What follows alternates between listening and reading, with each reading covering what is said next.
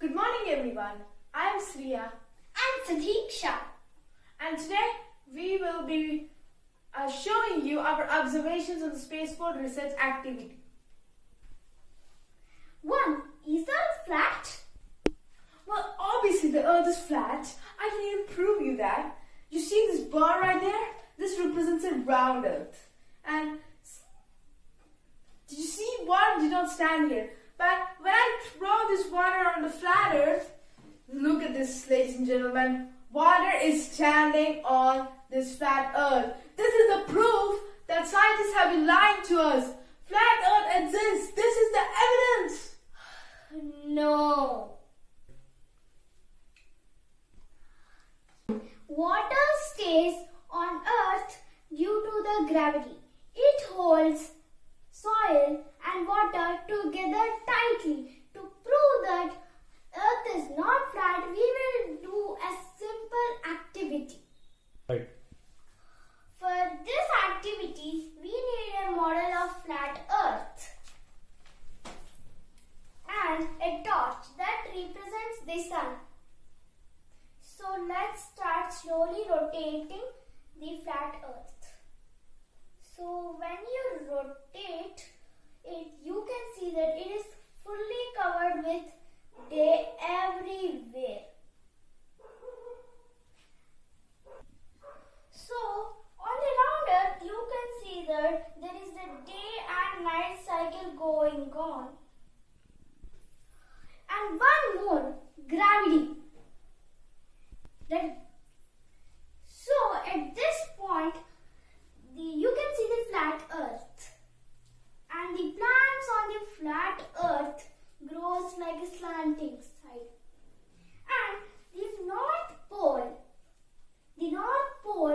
will exactly become an aquatic metropolis. Speaking of flat Earth, how do flat earthers prove the idea of day and night? Oh, you don't know? Because Earth is in the center of the solar system. Sun and moon revolve around it. That's it. You're actually wrong. In the olden days, people used to believe that sun and the moon were small balls which used to revolve around Earth, and Earth was the center of the universe.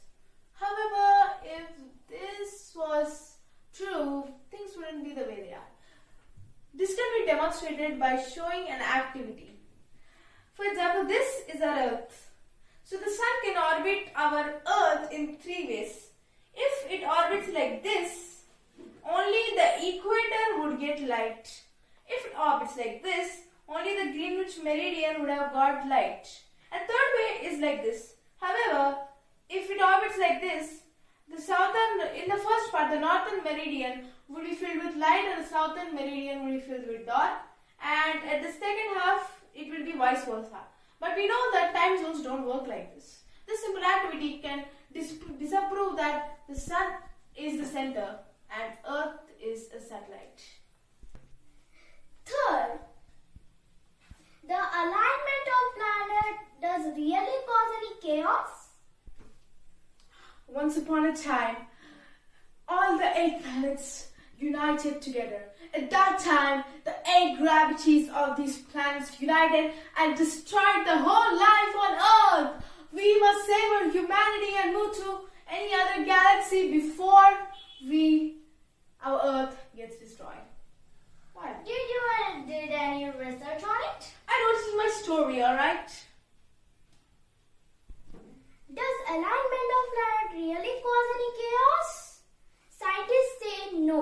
Alignment of planet doesn't cause any chaos because the gravity of planets are too weak to affect our Earth. So, if we take the closest planet, Venus, it has 0.00022% of gravitational force.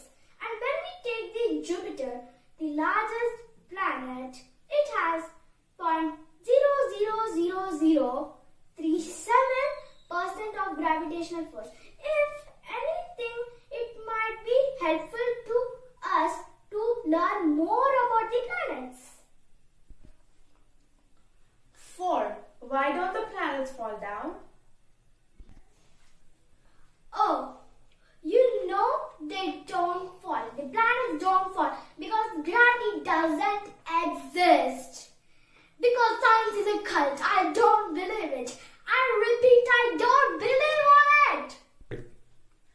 Actually, that person was utterly wrong.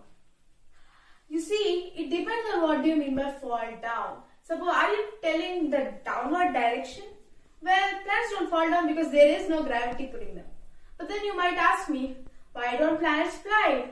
Like there's no gravity, right? Well, because planets do fall down. Confused? Well, here down means in an inward direction, up means in an outward direction. So, what gravity is exactly pulling them? That is the sun. Then why don't Sun and Earth crash yet? That's actually a good question, you know. Why sun and earth don't crash? Well, this is because earth has something called momentum. Any satellite or any object that orbits something has this called momentum. Due to this, the earth keeps on falling and missing, falling and missing, falling and missing while it orbits. This is what scientists call a stable orbit. So, we everybody see that astronauts fly on the space. And when come to this, the skydivers fall down from the aeroplane. What is the height, the altitude between this? Well, there is no exact way to measure what the altitude is because Earth is in a perfect sphere. It is like an uneven ball of clay. In case you don't know what altitude means, it means the height above the sea level. Generally, the Karma scale says that 100 meter is the altitude where space starts. Thank you so much for listening to our presentation. I hope you like this. I'm Sriya. I'm Siddhiksha. And we both are signing off. Bye.